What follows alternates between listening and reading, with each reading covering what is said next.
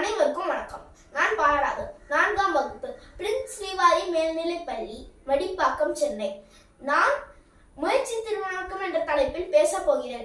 ஒளி தோன்றியது முயற்சியால், மொழி தோன்றியது முயற்சியால். ஆம், ஒளி மொழியாகியது முயற்சியால். வழி கிடைத்தது முயற்சியால், வாஸ்கோ ட காமா முயற்சியால். கண்டம் கண்டது முயற்சியால், கொலம்பஸ் குழுவின் முயற்சியால். எவரெஸ்ட் ஏறிய முயற்சியால், தென்சிங் குழுவின் முயற்சியால். இப்படி வரலாறு எழுதினர் முயற்சியால், இரவா புகழ் எய்தினர் முயற்சியால். முயற்சியின்றி முடங்கி கிடப்பான் வெறும் ஜடம், உயிரில்லா பிணம். முயன்றால் மலையையும் நகர்த்தலாம், நதிகளை எல்லாம் இணைக்கலாம், கடலை கூட திருப்பலாம், வறுமையை ஒழிக்கலாம், வாழ்வாங்கு வாழலாம்.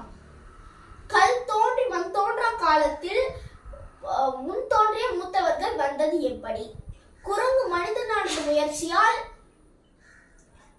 பின்னங்காலில் குரங்கு எழுந்து நின்றது முயற்சியால், முன்னங்கால்கள் கைகளானது முயற்சியால், ஆயுதம் கண்டது முயற்சியால், வேளாண்மை செய்தது முயற்சியால், சக்கரம் கண்டது முயற்சியால், அது தொடங்கி இன்று வரை அறிவியல் சாதனங்கள் அனைத்தும் கண்டது முயற்சியால். வானம் ஏறியது முயற்சியால், விமானம் கண்டுபிடித்த முயற்சியால், விண்ணை தாண்டியது முயற்சியால், விண்கலம் தயாரித்த முயற்சியால், வெண்ணிலாவை தொட்டது முயற்சியால், எண்ணில்லா விஞ்ஞானிகள் முயற்சியால். எனவே முயன்றால் முடியாததில்லை.